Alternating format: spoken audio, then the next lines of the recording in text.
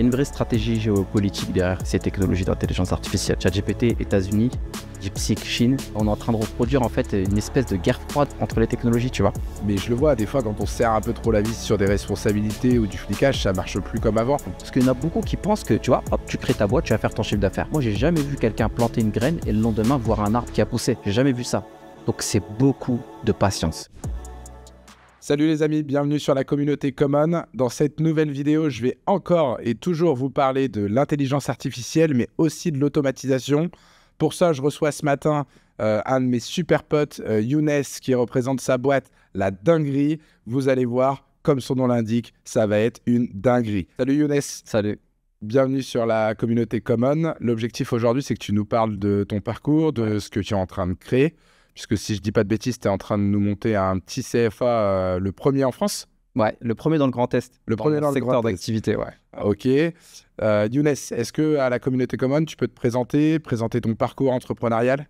Yes. Donc moi, je m'appelle Younes, j'ai 34 ans et je crée le premier CFA en intelligence artificielle et en no-code dans le Grand Est. En no-code, tu peux nous éclairer déjà un petit peu sur le no-code? Qu'est-ce que c'est le no-code? Si tu décortiques le mot no-code, il y a no et code. Donc, c'est-à-dire qu'en gros, c'est la capacité à créer des solutions sans aucune ligne de code pour faciliter les tâches à faible valeur ajoutée des personnes et pour pouvoir aussi créer des applications web, mobiles, sans coder. Okay. Donc, en fait, on démocratise la technologie qui était au départ ouverte qu'à une certaine élite, à l'ensemble de ce que j'appelle moi les moldus, c'est-à-dire les gens qui ne savent pas programmer, des gens comme moi. Moi, je ne suis pas du tout développeur. Et donc, en fait, on démocratise cette technologie-là. On te rend autonome avec ça, en fait, grâce à de la formation, grâce à du déploiement de solutions. Ouais. Ok, je pense qu'on comprend le concept. Est-ce que tu peux nous dire d'où tu viens, Younes? Quel est ton parcours? Ouais. Moi, je suis pur rémois. Je suis pur rémois et j'ai fait tout le tour de la France dans diverses expériences. Je ne suis pas un gros diplômé. D'ailleurs, je n'ai pas cette notion à vouloir être très diplômé. Moi, je suis plus dans le terrain, tu vois. Donc, je me suis arrêté à un bac+2. Et j'irai pas plus loin, ça m'intéresse pas. Par contre, quand je suis sur une expérience professionnelle, donc je travaille, mais je fais que d'apprendre. Je suis obligé de me former sur quelque chose, tu vois. Et donc, si tu veux, pendant ces 10 dernières années, j'ai fait que de me former sur le terrain, jusqu'à ce qu'un jour, en fait, j'ai rencontré une personne extraordinaire, elle s'appelle Caroline, et elle m'a donné ma chance, en fait, d'intégrer le marché de la tech. Ça, c'était en 2018. Et depuis 2018, en fait, je suis dans ce secteur-là.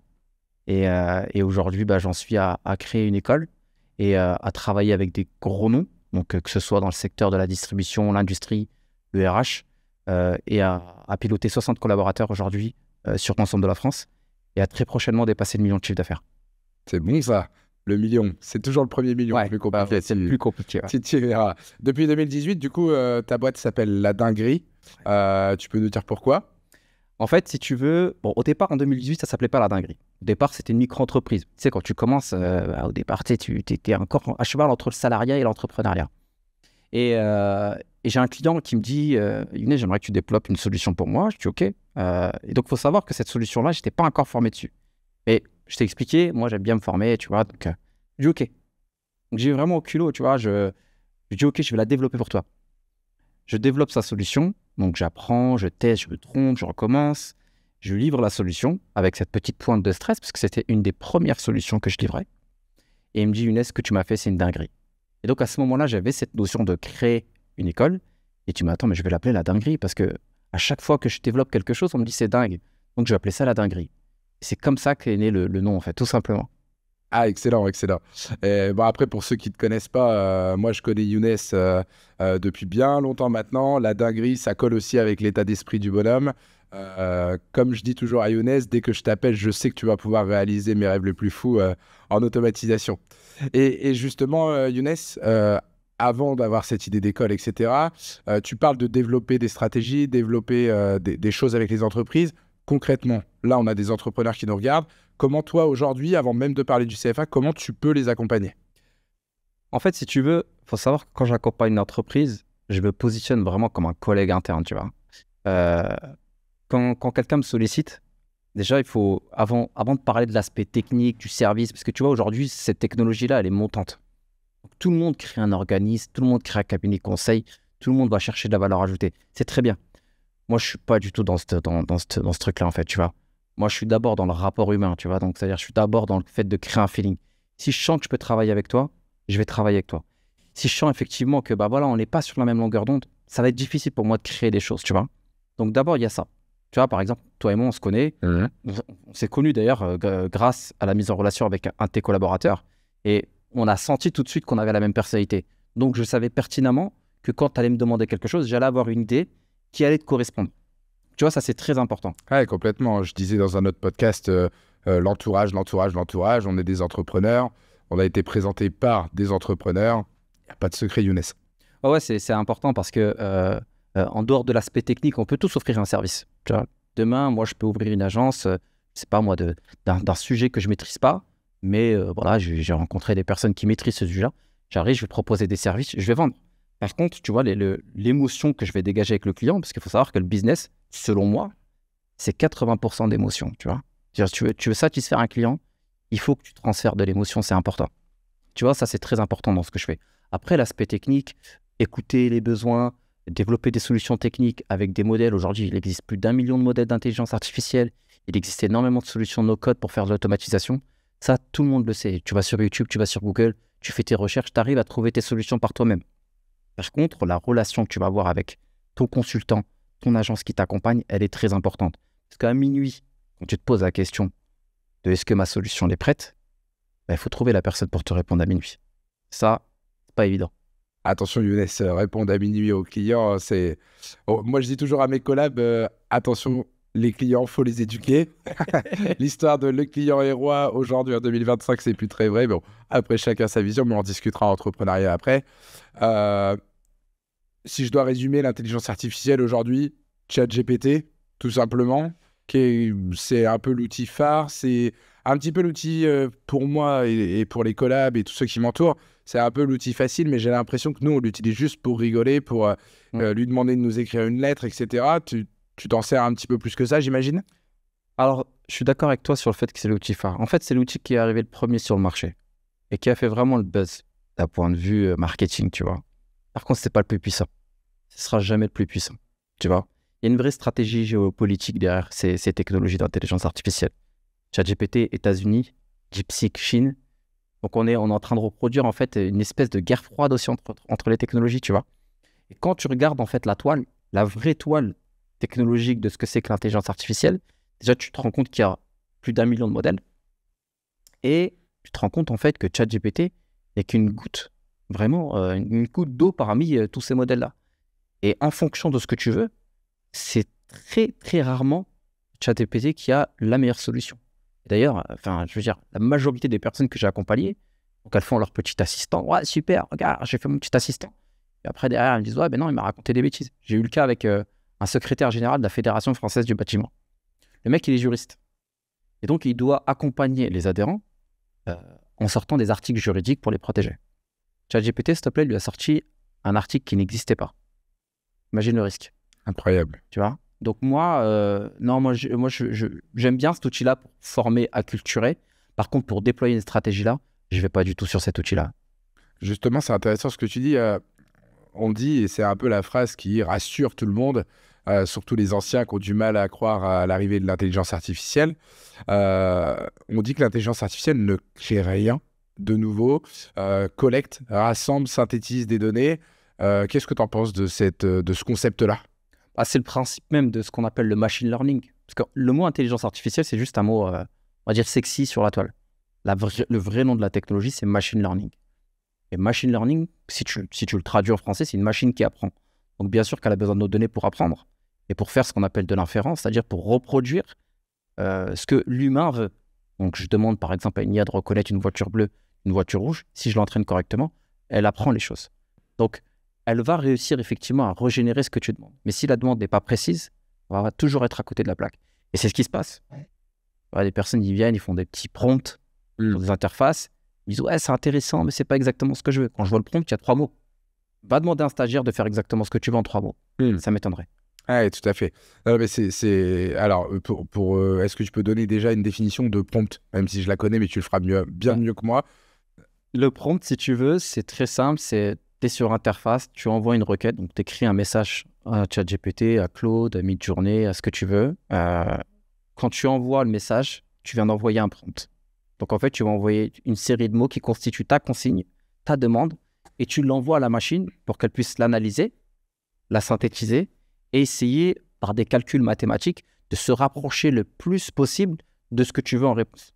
Donc, il y a de la proba, il y a de la statistique, et c'est pour ça que derrière, si ma requête n'est pas précise, la probabilité est trop large, donc du coup, j'ai pas une réponse efficace. C'est quoi le conseil que tu pourrais donner pour quelqu'un qui veut faire un prompt? Alors, je la connais à peu près la réponse, hein, puisqu'on m'avait dit il faut pas que tu dises salut, merci de me créer un courrier pour un préavis de locataire, voilà, ou pour une mise en demeure plutôt d'un locataire. Je parle de mon domaine d'activité, l'immobilier. On m'avait déjà expliqué qu'il fallait se présenter à ChatGPT, lui expliquer l'objectif, lui expliquer le résultat attendu. Tu es sûrement meilleur que moi pour présenter un petit conseil comme ça. Comment on fait un prompt? Déjà, vendre une maison, je serais pas meilleur que toi, ça, c'est sûr. Par contre, faire des requêtes, en fait, il faut que tu te projettes dans l'idée que tu as un nouveau collaborateur. Même si tu recrutes un nouveau collaborateur, tu vas pas le foutre tout de suite sur le terrain. Pas possible. Du moins, tu prends un gros risque, tu vois. Donc, tu as une phase d'onboarding, tu vois. Cette phase d'onboarding, tu vas la faire qu'une seule fois, si tout se passe bien, d'accord? Allez, peut-être 2 fois si tu vois qu'il est un petit peu à la traîne. Et bien, en fait, l'intelligence artificielle, c'est pareil. Tu vas dans un premier temps l'onboarder. Donc, tu vas faire un effort une fois sur la compréhension de ton écosystème, qui tu es, ce que tu attends de lui, ses objectifs, son rôle, les tâches qu'il va devoir faire pour toi. Tu vas stocker ça dans ce qu'on appelle une mémoire. Une fois qu'il est onboardé, théoriquement, tu vas lui demander ce que tu veux. Il va être capable, en fonction de ce qu'il a appris sur le one-shot que tu as fait auparavant, à exécuter une action. Donc, bien préciser qui on est, dans quel écosystème on appartient. Donc, c'est beaucoup d'écriture. Mais ça se fait assez rapidement quand on est bien formé. Ouais. Ok, donc on comprend que ChatGPT, il faut l'entraîner. ChatGPT, il faut le prendre comme un salarié. Un salarié qui coûte 20 € par mois à peu près. Si je dis pas c'est ça. On va dire que du côté entrepreneur, c'est assez pratique. Mais ce qui fait quand même assez peur, c'est qu'on dit tous que l'intelligence artificielle va détruire des emplois. T'en penses quoi? On va être transparent, toi et moi, Maxime. Ouais, ça va avoir des impacts sur des emplois. Il y a des emplois qui risquent même de ne plus exister. Ça, c'est une évidence. Tu le vois, hein, il y a pas mal d'articles de presse sur des grosses sociétés américaines qui ont fait des gros licenciements. Maintenant, moi, je veux te poser une question. Aujourd'hui, si on regarde le champ des entreprises, je ne vois plus aucune personne qui tape avec une machine à écrire. Tu vois? Ça veut dire que on a accepté la technologie, on a accepté que la personne qui était... moi, je me souviens, dans certains pays, par exemple, il y a même encore certains pays, tu vois, tu veux écrire quelque chose, tu vas dans un local, tu donnes l'argent à cette personne-là, puis elle te tape ça, la machine à écrire. Ça n'existe plus. On a accepté le fait que les métiers vont changer. Et là, il va falloir accepter aussi qu'il y a plus de 7000 métiers, selon une enquête IBM, qui vont arriver sur la toile. Des nouveaux métiers, tu vois, qui vont venir remplacer justement ceux qui étaient à faible valeur ajoutée. Donc, les personnes qui se posent la question de « Ouais, moi, je pense que mon métier, il va sauter à cause de l'intelligence artificielle. » renverser la question. Je pense que je vais découvrir un nouveau métier qui me correspondra grâce à l'intelligence artificielle. Et ça, c'est le problème dans notre société.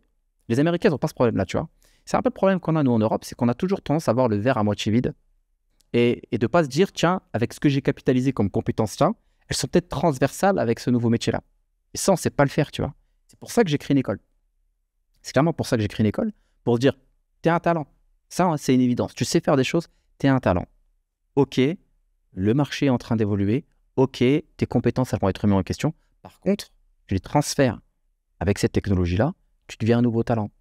Tu sais, c'est un peu le phénix qui renaît de ses propres cendres, tu vois. Oui, il y avait un grand économiste qui s'appelait Schumpeter, qui disait que toutes les 50 ans à peu près, on avait la technologie, alors il n'appelait pas ça comme ça à l'époque,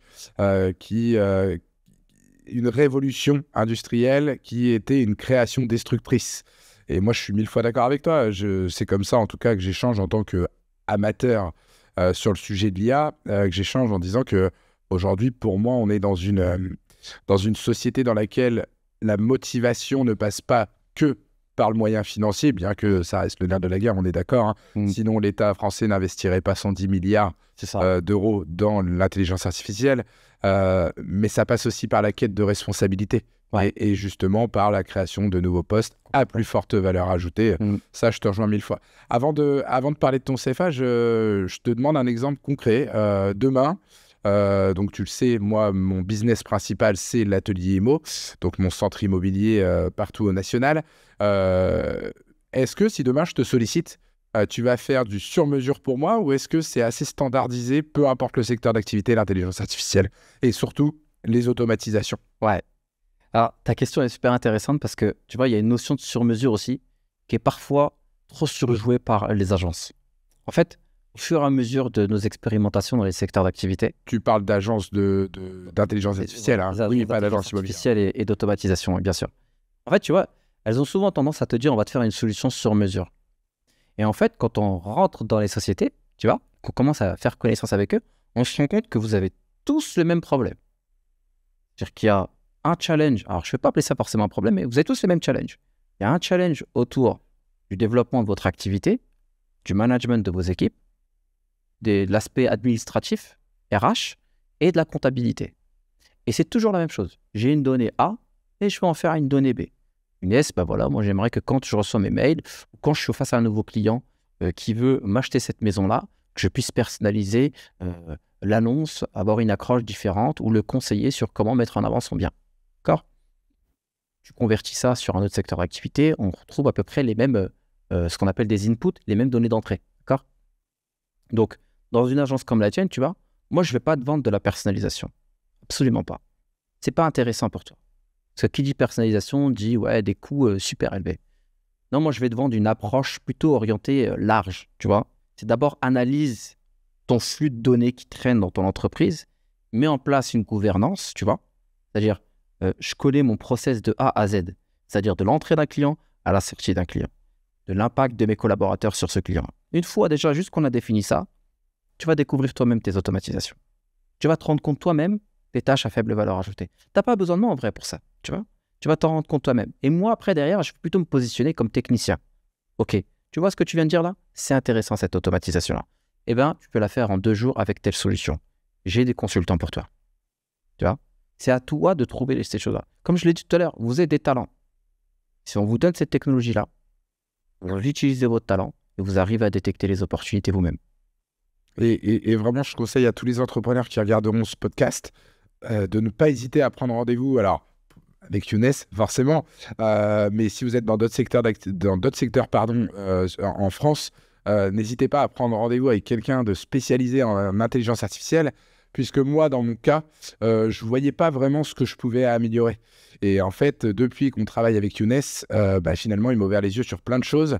Et c'est vrai qu'en tant qu'entrepreneur, on oublie souvent que quand on développe, il faut aussi continuer d'optimiser les coûts et d'améliorer ses process.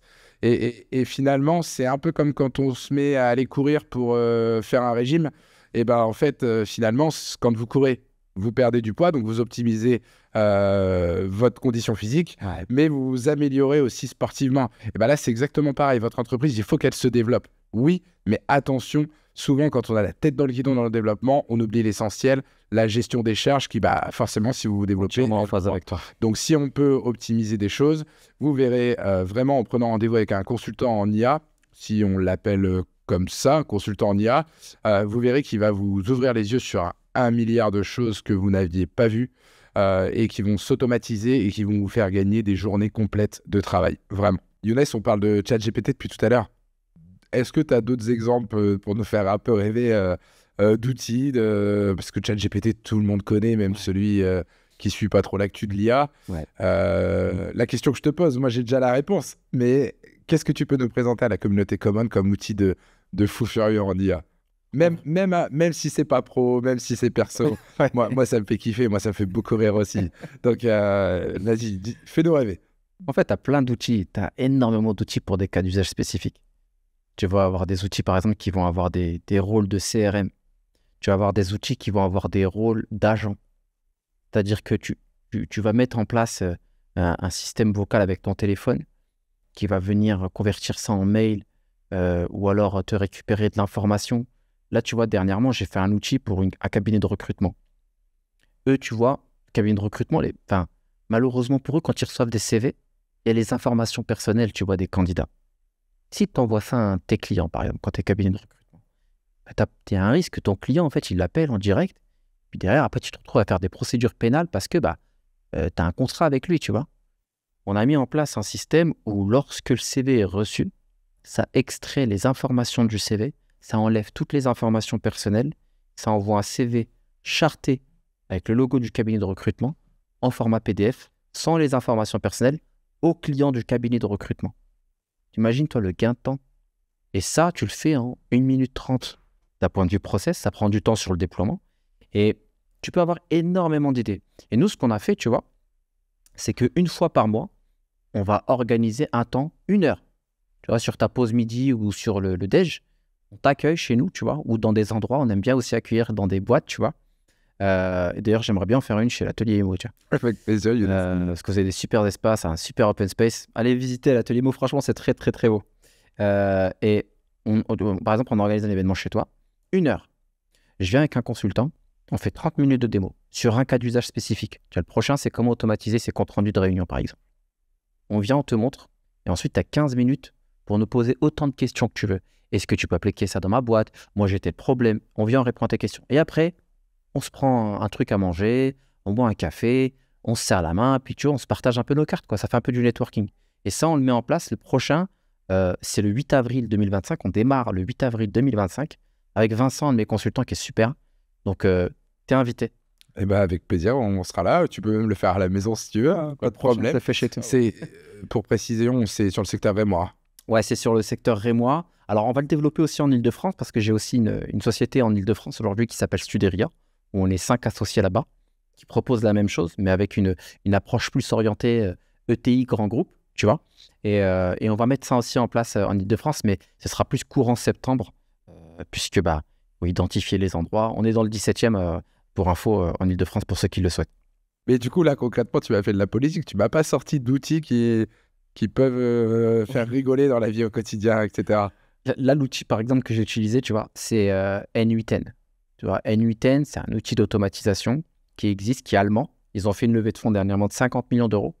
Donc, c'est assez fiable, c'est assez stable. Et ce qui est bien, c'est qu'il est gratuit, N8N. Si tu as un serveur, donc, tu sais, souvent, les sociétés, elles ont tous leur petit serveur, tu vois. Si tu mets ça sur ton serveur, tu as un outil qui tourne, en fait, sur ton serveur, donc il te coûte 0 € de frais. Et derrière, tu lui connectes tes applications. Donc, par exemple, tu travailles sur Microsoft, sur Google ou autre, et tu lui donnes les règles. Voilà, je veux qu'à chaque fois qu'il se passe telle chose, tu fasses telle chose. Nous, on t'accompagne pour mettre en place cette configuration-là, mais c'est chez toi. Et après, on a intégré un outil d'intelligence artificielle qui, lui, est externe. Donc là, pour ce modèle-là, on a préféré utiliser Mistral. Pourquoi? C'est un modèle français, donc il s'imprègne mieux de la culture française, il a une meilleure compréhension de la sémantique française, et il fait le taf. Il fait le taf, clairement, ouais. Est-ce que comme un informaticien au quotidien, ou plutôt ouais, même un webmaster, est-ce que une fois que tu as développé la solution, je dois encore avoir besoin de tes services tous les mois? Tu viens de dire, une fois que tu as installé Newton, ça tourne sur mon serveur. Est-ce que j'ai encore besoin de toi, ou est-ce que après, ça y est, c'est parti et je t'appelle quand j'ai un problème ou quand j'ai besoin d'aller plus loin? Ça, c'est une bonne question. En fait, si tu veux, tu as plusieurs options. Aujourd'hui, cette technologie-là, tu vois, tu peux la maîtriser. Parce qu'elle existe grâce à tes données. Donc, si tu maîtrises tes données, tu peux maîtriser cette technologie-là. Maintenant, est-ce que tu as le temps de la maîtriser? Ça, c'est la première question que je pose. Et donc, derrière ça, c'est si tu as le temps, forme-toi. Tu vois, des parcours de formation courts ou longs en fonction de ce que tu veux. Si tu n'as pas le temps, recrute. Qu'aujourd'hui, en fait, tu es d'accord pour recruter un comptable parce que pour toi, la compta, effectivement, c'est essentiel dans une société. Mais en fait, il faut placer cette technologie-là à la même hauteur que les autres services parce que c'est ce qui centralise tes datas.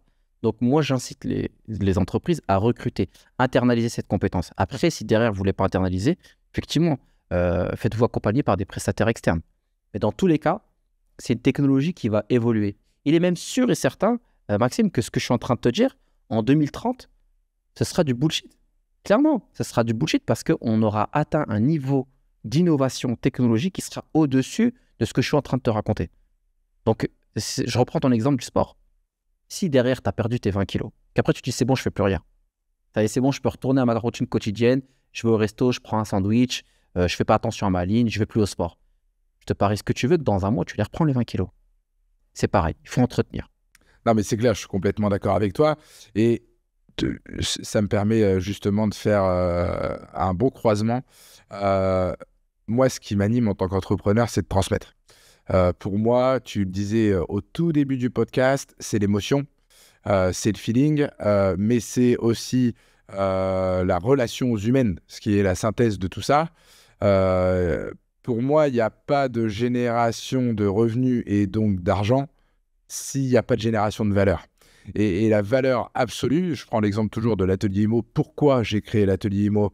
C'est pour rendre facile l'investissement locatif à tous les investisseurs qui souhaitent investir ou qui souhaitent développer leurs investissements. Et ce que j'aime chez toi, c'est que tu as cette même valeur que moi. Tu as cette valeur de transmission. Tu vas pleurer.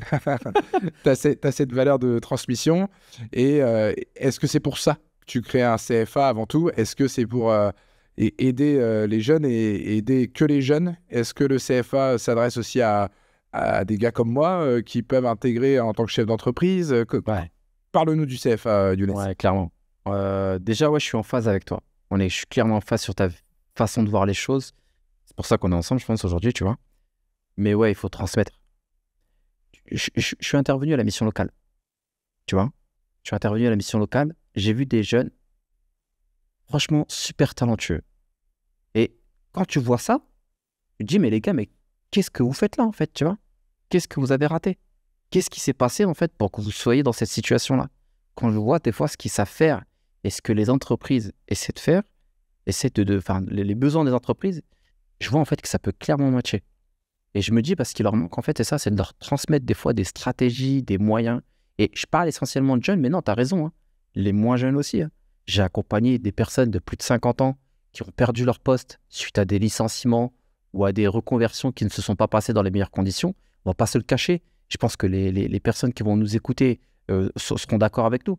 Quand tu as plus de 50 ans et que tu veux te reconvertir professionnellement ou que tu veux te réintégrer dans le marché de l'emploi, c'est archi compliqué.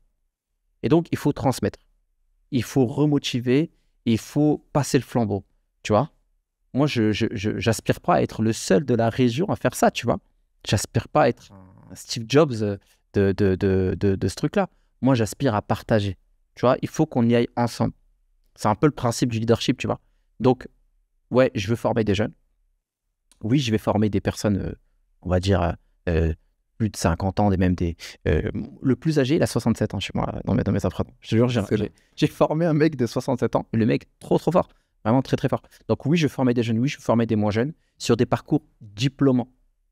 C'est-à-dire un diplôme reconnu d'État, niveau Bac+3. Donc ça rentre en septembre 2025. C'est la première fois qu'on va faire ça.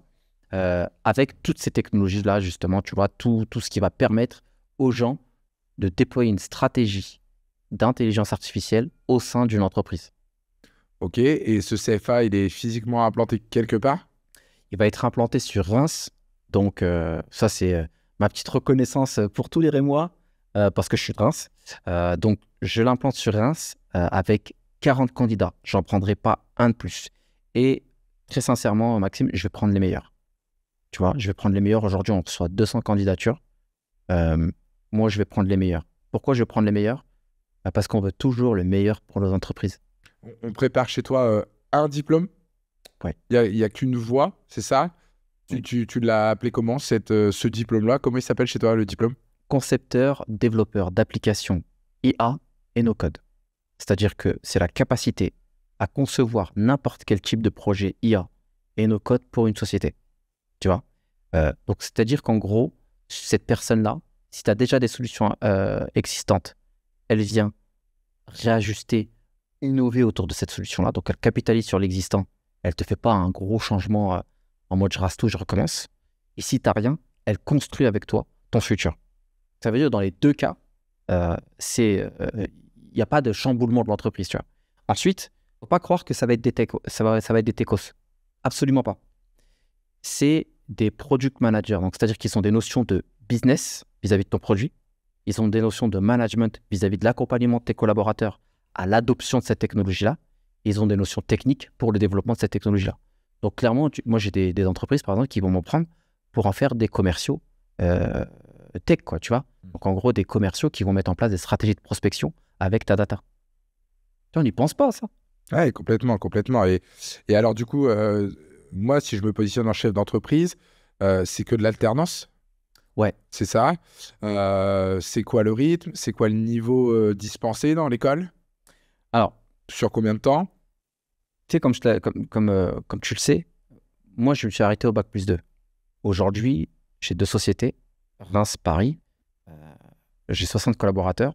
Donc, la question, c'est est-ce que j'ai vraiment besoin, si tu veux, d'avoir un bac+5 pour intégrer une alternance comme ça? La question est non. Chope ton bac, d'accord? Quand tu sors de ton bac, en tout cas à partir du bac, tu passes des entretiens chez moi, d'accord? Un entretien de motivation, un entretien technique, un entretien collectif. Il y a tout qui est, enfin, toutes les modalités sont disponibles sur mon site internet. Et je te trouve une entreprise et tu peux intégrer un contrat d'apprentissage ou de professionnalisation dans une société. Je prendrai que cette voie-là. Pourquoi? Parce que l'argent, c'est le nerf de la guerre, Maxime. Aujourd'hui, on ne fait pas ça pour de l'amour et de l'eau fraîche. On fait ça pour gagner de l'argent, pour vivre. D'accord? Donc, c'est important de motiver, d'apporter une éducation financière aux jeunes, tu vois, en proposant uniquement le levier de l'apprentissage. Et du coup, ça dure combien de temps la formation? 1 an. 1 an. Donc, pour moi, chef d'entreprise, par exemple, je peux te prendre un jeune, il est là sur 1 année. À la fin, je l'embauche, c'est l'objectif. Ou alors, il fait autre chose, hein. Ça arrive assez fréquemment dans nos entreprises. Ouais. On prend plusieurs alternants. Mais OK. Et au niveau du rythme, ce sera quel type de rythme? Est-ce que c'est déjà défini? Ouais, c'est déjà défini. C'est 4 jours en entreprise, 1 jour en formation. Quand il est en formation, il a la possibilité d'être en formation et chez toi. Je m'explique. Aujourd'hui, j'ai des boîtes qui sont à Toulouse, à Bordeaux, à Nantes, qui vont me recruter des apprentis. Mais je ne me vois pas demander à mon apprenti de venir 1 jour par semaine faire l'aller-retour. On connaît les salaires des apprentis. Et si c'est pour que je lui casse son pouvoir d'achat, c'est pas possible. Donc, on a mis en place un campus virtuel que je ne dévoilerai pas, parce qu'il est encore en construction, ça va être un truc de malade, où il sera en cours de manière virtuelle. Donc, c'est pas du Teams ou du Google Meet classique, hein. On est vraiment sur un truc assez fou. Ils seront en cours à distance, d'accord? Et ils se rassembleront 3 fois dans l'année en physique pour se retrouver, participer à des événements, faire des hackathons. Non, il y a un bon rythme, je pense, pour les entreprises quand tu veux recruter quelqu'un de chez moi. Je rebondis juste sur ce que tu disais. C'est très classique, en fait, qu'à la fin d'une alternance, une entreprise se sépare d'un apprenti. Dans les 50% des cas, en fait, c'est ce qui se passe. Et nous, il y a un truc qu'on a mis en place, tu vois. Je pense qu'on est les seuls à le mettre en place. En tout cas, dans mes études de marché, j'ai vu qu'on était les seuls. C'est un système de mentoring. C'est-à-dire qu'en fait, du début du contrat jusqu'à la fin, à la certification, l'apprenant, il est mentoré 1 fois par mois par quelqu'un qui vérifie le travail qu'il fait en entreprise et qui fait un rapport pour toi, si tu es un recruteur par exemple, en te disant c'est bien ce qu'il fait et il avance sur le bon objectif parce que j'ai conscience que cette technologie-là n'est pas tout le temps présente en entreprise. Et à la fin de sa certification-là, il l'accompagne à trouver une autre opportunité d'emploi ou à créer son entreprise. Tu vois? Parce qu'on est des entrepreneurs. On connaît l'opportunité de l'entrepreneuriat. Donc, il est important aussi d'éduquer ces jeunes-là à l'entrepreneuriat aussi, tu vois. L'entrepreneuriat. Forcément, c'est pas ici qu'on va te dire le contraire, puisque tu es sur Common Media, le média des entrepreneurs. Et puis, quand même, on va dans une société dans laquelle on est de plus en plus, c'est un terme un peu à la mode, mais c'est une réalité, ubérisé. Tout le monde est un petit peu à son compte, puis se met à son compte. Et on est de plus en plus dans une société de prestat à l'heure. J'ai rencontré la dernière fois, dans un de mes déplacements, dans une de mes agences à Angers, commande ton barman. Ouais. C'est-à-dire qu'aujourd'hui, il y a quand même quelqu'un qui a créé une application où tu as un listing de barman et tu peux commander un barman à l'heure, il vient chez toi, il te fait les cocktails avec ce que tu as dans le frigo. Enfin, tout est une dinguerie comme ça aujourd'hui. On ubérise absolument tout. Donc, j'espère que sur ces 40 jeunes, il y a au moins, allez, on va laisser la place pour mais au moins 39 entrepreneurs à la fin. Ah oui, ça, ce serait mon kiff, ça. Et justement, si on rentre dans le sujet de l'entrepreneuriat et en dehors de la dinguerie pure et dure et de ce que tu fais, pourquoi tu es entrepreneur, toi? Moi, je suis entrepreneur parce que j'ai eu que des galères. En fait, si tu veux, j'ai eu cette croyance limitante que le salariat, c'était la stabilité. Tu as vu, on t'inspire. En fait, si tu veux, nos parents, ils ont toujours voulu de nous d'avoir un bon CDI, d'être dans un bureau, au chaud, tu vois. Un peu cette comment dire, cette image de la personne qui est stable. Et en fait, on se rend compte que c'est une idée fausse. Tu vois, au départ, moi, j'ai toujours cherché le CDI. Je te le cache pas, hein. Je ne l'ai jamais trouvé. Parce qu'au bout d'un an, clairement, excuse-moi le terme, mais je me faisais directement chier. C'est-à-dire qu'au bout d'un an, j'avais fait le tour de la boîte, je tenais plus en place. Et c'est là où je me suis dit, mais en fait, je ne suis pas fait pour le salariat. J'ai quitté mon poste, je me suis retrouvé à découvert de moins 400 € tous les mois, avec mes charges, loyer, etc. Je venais de me marier, je n'avais pas encore mes enfants. C'était une galère monumentale. Une galère monumentale de retrouver un travail, etc. Tu vois. J'ai regardé ma femme et je dis, écoute, on va entreprendre. Elle m'a dit, mais t'es sérieux et tout? Je dis, écoute, on va entreprendre. À un moment donné, j'ai pas le choix. Je peux pas dépendre de quelqu'un en fait qui va me donner de l'argent. C'est pas possible. Je sais pas de quoi il fait demain. Je sais pas quels sont mes projets. Et j'ai pas envie de rester en fait enfermé dans une cage, tu vois. J'ai ouvert une première boîte. Tu vas rigoler. C'était une boîte de location de jacuzzi à domicile. Vraiment. Et ça a marché. En fait, j'ai vu le concept, si tu vas à Nancy en partant en week-end avec ma femme. Et je dis, mais attends, mais il est super ce concept. Donc, j'ai cramé de l'argent alors que j'étais à découvert. Je me retrouve à être interviewé par France Bleu, à être en couverture de l'Union et à prendre quelqu'un au bout de 1 mois, tu vois. Et là, je découvre la galère de l'entrepreneuriat aussi, on va pas se le cacher. Ah oui, c'est La pour ça qu'on première est là. année, bah ouais, les 2 premières années, c'est une galère monumentale. Tu es fatigué, tu crames beaucoup d'argent. Par contre, quand tu mets en place une bonne stratégie, quand tu crois en toi, et que tu es patient. Parce qu'il y en a beaucoup qui pensent que, tu vois, hop, tu crées ta boîte, tu vas faire ton chiffre d'affaires. Moi, j'ai jamais vu quelqu'un planter une graine et le lendemain voir un arbre qui a poussé. Tu vois, j'ai jamais vu ça. Donc, c'est beaucoup de patience. J'ai appris cette patience-là et aujourd'hui, bah voilà le résultat. J'ai jamais été aussi épanoui de toute ma vie, clairement. Non, mais clairement, tu as raison. C'est ça l'histoire de la graine et de ton arbre. C'est exactement ça. Je le dis dans d'autres podcasts, dans d'autres tips business. C'est des petits podcasts courts d'1 minute 30, 2 minutes. Boîte de jacuzzi, ok. Qu'est-ce qui a fait que tu as bifurqué vers autre chose? En fait, ce qui a fait que j'ai bifurqué vers autre chose, c'est l'opportunité. Ça aussi, ça c'est un truc aussi que tous les entrepreneurs doivent savoir. C'est dès lors où il y a une opportunité, il y a un marché avec vraiment des bons leviers de croissance et une certaine durabilité, il faut s'investir dessus. Il faut y aller. Il ne faut pas avoir peur d'apprendre. Il ne faut pas avoir peur de recommencer à zéro. Ça, c'est ma 5e boîte.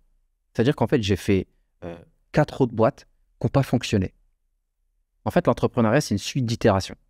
Tu expérimentes, tu produis et tu essaies de dégager du revenu. Si tu vois que dans tes premières expérimentations, il n'y a pas de revenu dégagé, tu dois remettre en question 2 choses. Soit c'est toi le problème. Et donc, il faut que tu apprennes aussi à maîtriser ton ego, tu vois. Soit c'est le marché. C'est le marché, il n'est pas prêt, ou alors, ça y est, il est saturé. Et donc, tu vas itérer 1 an, 2 ans. Moi, j'ai itéré pendant 3-4 ans. Et après, par contre, quand j'ai capté que j'étais sur un segment spécifique, que je maîtrisais le sujet parce que je m'étais formé, que je m'étais bien cassé la gueule aussi dessus, là, je suis parti en courant. Et après, j'ai pété le mur. T'as pété le mur, j'adore l'expression. Mais de toute façon, c'est exactement ça. Si t'as pas la motivation pour péter le mur, pour gravir des montagnes, Ouais. ça marche pas, t'es d'accord avec moi. Alors, dans une vidéo, je parle, et de toute façon, je parle toujours avec le cœur, avec mes idées. Je dis toujours que la motivation, bien évidemment, c'est nécessaire, mais t'as beau être motivé, faut quand même être discipliné. Qu'est-ce que tu as mis en place, toi, en discipline, en tant qu'entrepreneur, en routine, en habitude, de choses que tu sais que ça a mis du temps à venir, mais que c'est parce que tu le fais, même quand tu n'as pas envie, que ça fonctionne? Ouais, la discipline, c'est archi compliqué. Déjà, rien que le fait de se dire, t'es tout seul au départ, donc tu dois apprendre à te lever tôt le matin, tu vois. Ça, c'est archi compliqué. Donc déjà, première chose, c'est essayer effectivement de se lever très tôt le matin. Qu'en fait, le cerveau, il est très, très frais le matin. En matière de productivité, enfin, sur toutes ces tâches qui t'enchantent pas trop, qui font partie du quotidien d'entrepreneur, moi, ça, je l'ai fait le matin. Donc le matin, chaque fois, je me lève très tôt pour vraiment gérer ces choses-là. Et après, ce que je m'oblige à faire, c'est à investir une demi-journée dans ma semaine pour rencontrer des nouvelles personnes, tu vois. Donc ça, c'est très, très important. Parce qu'une fois que tu capitalises tes premiers clients, tu penses que la machine, c'est bon, elle va tourner tout seul et que ça va venir. C'est faux. C'est archi faux. On le sait très bien, toi et moi, Maxime, que, ok, super, on a un carnet d'adresses, on a nos clients, mais c'est toujours important de se mettre dans la position que tout peut s'effondrer. Et donc, tu vois, pour moi, en tout cas, c'est la position que j'adopte, tu vois. Et donc, j'essaie à chaque fois de prendre une demi-journée pour rencontrer des personnes. Pas forcément des prospects potentiels. Ça peut être des jeunes pour leur donner un coup de main. Ça peut être des associations pour me mobiliser. Tu vois? En fait, sortir de mon quotidien pour voir le monde. Et une fois que tu es dans ton bureau et que tu es enfermé, il n'y a plus de life, tu vois? Faut voir du monde. Tu me régales. Je précise à la communauté, vraiment, tu me régales. Je précise à la communauté que ce podcast, on s'est croisé il y a 48 heures en centre-ville de Reims. J'ai dit, Younes, il faut absolument que tôt ou tard, on fasse un podcast ensemble sur l'intelligence artificielle et sur l'IA.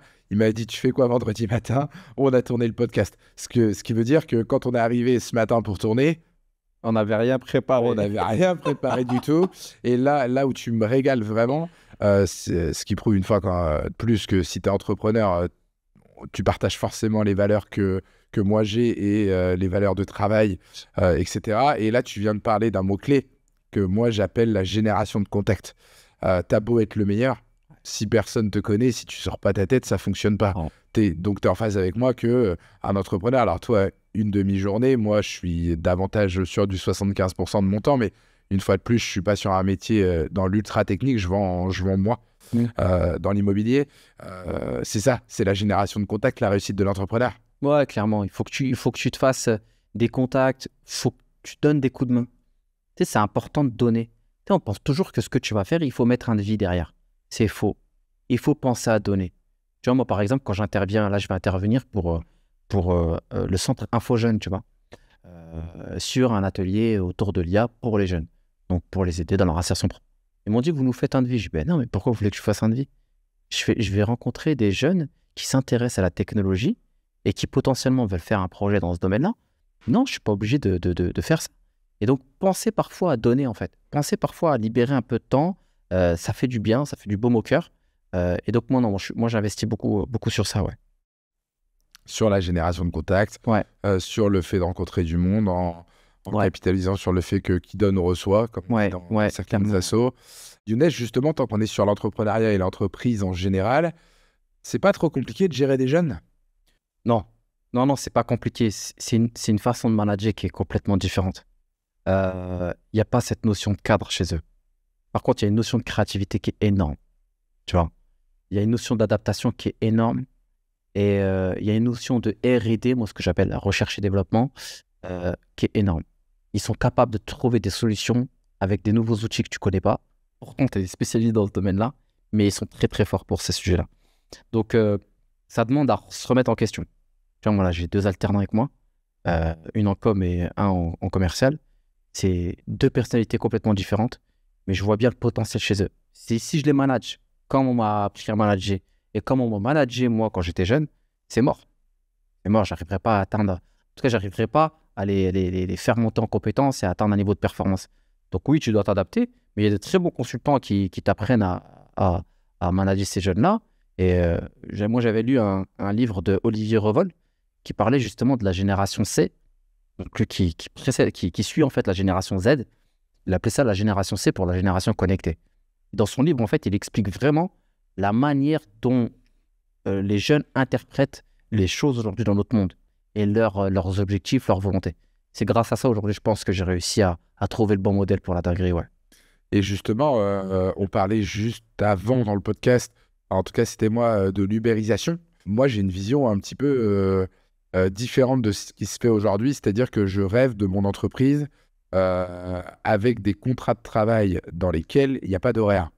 Alors ça existe déjà pour les cadres, mais pour tous les postes, du presque fini parti, de productivité, etc. Pour moi, le facteur de motivation aujourd'hui, ce n'est plus du tout l'argent, bien que, attention, c'est le nerf de la guerre, et je te rejoins, tu l'as dit tout à l'heure, mais je veux dire, c'est vraiment la finalité qui en découle. Tu dois déjà venir au taf avec la banane, on le voit aujourd'hui, hein, quand, je sais pas si ça t'est déjà arrivé, mais moi, ça m'arrive quand même assez fréquemment. Plus on a de monde, plus ça bouge un petit peu dans les entreprises, en valeur absolue de collab. Mais je le vois, des fois, quand on serre un peu trop la vis sur des responsabilités ou du flicage, ça marche plus comme avant. Toi, tu détectes quoi comme facteur de motivation premier aujourd'hui? la notion de valorisation sur le projet. Je t'explique. En fait, souvent, quand tu as un projet, tu vas aller chercher automatiquement un mec avec un stack archi élevé. Tu vois? Donc, en gros, des compétences techniques, niveau senior, en se disant, voilà, ça vient sécuriser la réalisation du projet. Moi, j'ai pas cette vision-là. Moi, j'ai une vision plutôt challengeante, en me disant, bah, moi, j'ai réussi, par exemple, à développer un projet sans compétences techniques, en me donnant les moyens, tu vois, l'histoire de la dinguerie. Et en fait, ce que je fais, moi, c'est que justement, j'essaie de responsabiliser au maximum. J'aime pas cette notion de temps aussi, tu vois, de dire tu commences de 9h à 17h, même si parfois, ça me pollue, hein. C'est-à-dire que parfois, en fait, je vais le faire, mais parce que je suis pollué par mon éducation professionnelle d'avant, tu vois. Donc, je fais un travail sur ça. Moi, je valorise sur le projet, je responsabilise des jeunes, des personnes parfois juniors sur un projet. Et derrière, je les fais monter en compétences. Les mecs, ils sont archi contents. Ils sont tellement contents que moi, derrière, bah, avec le projet qui est un projet à forte valeur, bah, le chiffre d'affaires, je lui transmets du coup une partie. Il est archi content, ça le motive. Donc, moi, c'est comme ça, en fait, que je manage et que je fais en sorte que mes projets ils évoluent, tu vois. Donc, je pense que tu vas être assez d'accord avec moi. Aujourd'hui, tu as utilisé le terme manage. Être entrepreneur, c'est pas être manager, c'est être un leader. Ouais, ouais, en fait, je me positionne comme un grand frère, grosso modo. Tu sais, moi, j'ai des origines méditerranéennes. Bon, tu peux voir que j'ai pas un teint suédois. Mais tu vois, dans ces origines-là, dans la culture que j'ai eue, on a une culture très familiale. T'es mon frère, tu vois. Et je mélange en fait cette culture orientale, méditerranéenne, à une culture occidentale, de se dire, attention, pas franchir non plus la barrière, tu vois. Donc, je te pousse avec ma culture méditerranéenne, en créant de l'affinité, en rentrant dans un transfert d'émotions et en te montrant que tu es le meilleur, ça marche. Et avec ça, moi, j'ai des gars qui me font des dingueries. Et parfois, bah, tu n'es pas à l'abri, hein, un petit gars qui vient polluer ton organisation. Là, je reprends ma casquette française. Et derrière, je lui dis attention. Il y a un cadre, mec, tu peux pas me faire ça, tu vois. Et en fait, c'est ça le problème, c'est qu'on n'arrive pas en fait à jouer sur les deux, avec les deux casquettes aujourd'hui, tu vois. Tu as des gens qui vont être très, très durs. Tu as des gens qui vont être trop, trop souples. Faut vraiment être dans le bon juste milieu pour réussir, je pense, hein. C'est mon point de vue en tout cas. Que je partage. Je suis assez d'accord avec toi, même si tu verras que quand tu évolues en nombre de collabs, etc., et que tu commences à processiser une boîte, Ouais. bon, je l'ai pas, moi, le côté méditerranéen, mais ce dont tu parles, c'est du management paternaliste. Ça continue de fonctionner, mais voilà, productivité, camaraderie, Ouais. font pas toujours bon ménage. Voilà, Je suis d'accord. simplement. Younes, je rebondis sur un terme que tu as utilisé, le terme de casquette. Ouais. Moi, je suis jaloux. Parce que dans nos métiers, dans l'immobilier, dans la représentation, alors l'immobilier en plus, conseiller en investissement, hein, chez moi, en tout cas, ma boutique principale, bah, on a quand même des standards, on a quand même des codes. Tu vois, je tourne mes podcasts, souvent j'ai la veste, au pire un col blé. Et je suis assez jaloux de vos métiers de com où vous pouvez venir un petit peu plus chill. Justement, toi, en tant que patron d'une boutique, là, tu as un style de suite à capuche, casquette. Je te connais que comme ça. Moi, ça ne me pose pas de problème dans les nouvelles générations, mais aujourd'hui, tu as déjà ressenti un client qui t'a regardé. Wow, Ouais. c'est quoi ça? Là, tu me plais, là, Maxime, là. Ah, j'aime cette question parce que c'est une réalité. Et moi, j'ai un point de vue, tu vois, qui peut parfois froisser, voire choquer. Et, euh, et en tout cas, j'ai jamais eu affaire à des situations spécifiques. On me l'a déjà reproché, mais jamais ma tenue m'a empêché d'atteindre mes objectifs au niveau de l'entreprise. Donc, moi, j'ai une vision, en fait, au niveau du standard qui est complètement différente. Je vais te raconter une histoire, comme ça, tu vas vite comprendre. J'ai un rendez-vous avec un client en visio qui a entendu parler de nous. En tout cas, on lui a prescrit mes contacts et il veut un accompagnement par nous. J'active la visio. Le mec, il me voit en casquette et il me voit en suite. Je vois tout de suite son visage. Je sens dans son visage, en fait, qu'il se dit, mais qu'est-ce que je fous là? Je sais pas grave, je dis rien. On enchaîne le truc. Il commence à me parler de son profil. Et tu sais, en France, on aime bien, quand tu parles de ton profil, sortir tes diplômes. Donc, il me sort sa thèse en sciences, etc. Ok, cool. C'est bien. Moi, je veux que tu me challenges maintenant, tu vois. Et il me dit, on a déjà été accompagné par un consultant en IA. Ok. Je dis, ah, c'est cool, c'est très bien. Je fais donc. Il me dit, bah, il est très, très bon. En gros, il me fait comprendre que, écoute, Petit gamin avec ton suite et ta casquette, je pense pas que c'est pas toi tu vas pas m'apprendre à inventer le choses. J'avais pas cette prétention-là. Je dis, bah, c'était qui le consultant? Il me sort le nom. Je lui dis, monsieur, c'est le consultant-là. Est-ce qu'il vous a appris telle chose? Est-ce que dans son exercice, il y avait tel piège, telle chose? Je dis, ouais, mais comment vous savez? Et c'était mon premier élève. Il s'est fait accompagner, je te jure, hein, C'est énorme. par mon premier élève. Et là, il me regarde. Tout de suite, son regard change. Donc, la réponse à ce que tu dis, c'est que pour moi, l'habit ne fait pas le moine. Ce qui compte, c'est le résultat que tu vas donner. Tu peux avoir un switch, une casquette. Si demain, le résultat, il est là, alors le résultat, il est là. J'ai aucun problème avec certaines boîtes, des licornes parisiennes, avec même certaines boîtes canadiennes, parce qu'on a travaillé au Canada, où ils n'avaient aucun problème avec ça. Je pense que tu vois, le standard, il est présent dans certains secteurs d'activité. OK, voilà, pour à un moment donné un modèle d'élégance, l'immobilier, tu vois, les maisons sont belles, donc tu vois, à un moment donné, il faut retransférer ces choses-là. Dans notre secteur, on n'a pas ce problème-là. Il ne faut pas qu'on mélange en fait les secteurs. Il ne faut pas qu'on se dise, le mec, il n'a pas de costume, donc ça veut dire il est nul. C'est faux. Le mec fait le résultat, il est bon. Moi, ça ne me choque pas de voir un plaquiste avec un pantalon complètement taché, hein. S'il me fait un beau placo dans ma maison, je suis content. Je ne lui reprocherai pas d'avoir un pantalon taché. C'est pareil. Moi, je partage un petit peu ton avis de toute façon hein, sur tout ça. Alors, en tout cas, pour ce qui est de moi, j'essaye quand même de faire un petit peu attention par rapport aux costumes, etc. Mais voilà, basket et autres. Après, je fais attention puisque tu montres quand même aussi un petit peu l'exemple et c'est toujours une histoire de management derrière. Pas vis-à-vis du client, je te parle en interne. Puisque, bon, bah, c'est pas parce que tu as des baskets dès lors qu'elles sont propres, c'est pas parce que. C'est bête comme sujet, mais c'est un vrai sujet d'entreprise aujourd'hui. La gestion des jeunes et la gestion surtout du code. Et surtout, je trouve que c'est un sujet très délicat à aborder avec un collab. Ouais. Donc, merci pour ta franchise, etc. Younes, c'est le moment pour nous presque de se quitter. Si je dois résumer, donc aujourd'hui, on peut te contacter si on est pro. Tu as encore de la place aussi sur la partie CFA ou tu es déjà booké pour la rentrée? Il y a toujours de la place. On recrute 40 candidats qui souhaitent intégrer une promotion en alternance à partir de septembre 2025. La campagne est lancée. On est au mois de mars 2025 et j'ai lancé la campagne officiellement. On est aussi là pour accompagner des entreprises. Contactez-nous. Je ne vais pas vous vendre du rêve, je vais vous vendre que de la réalité. Donc, sur mon site ladinguerie.fr, il y a un bouton prendre rendez-vous. Tu as accès à mon agenda. Tu remplis tes coordonnées et on se voit comme là on est en train de se voir et on discute. Génial. Merci beaucoup, Younes. Merci à toi, merci pour l'accueil et come on! Come on. Justement, merci à tous.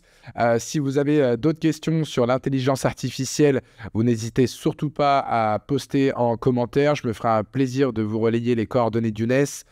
Vous l'avez compris, ne vous bloquez pas sur le secteur rémois, puisque la dinguerie peut vous accompagner sur l'ensemble du secteur national. J'avais à cœur d'amener aussi Younes sur la problématique de la gestion des nouvelles générations pour nous, chefs d'entreprise et entrepreneurs, non seulement dans l'intégration, mais également dans l'accompagnement à leur motivation et donc à leur réussite de parcours. Vous êtes de plus en plus à nous suivre et à nous écrire sur Common Media. Et pour ça, je vous remercie grandement. Je vous dis à très bientôt pour un nouveau podcast. Come on.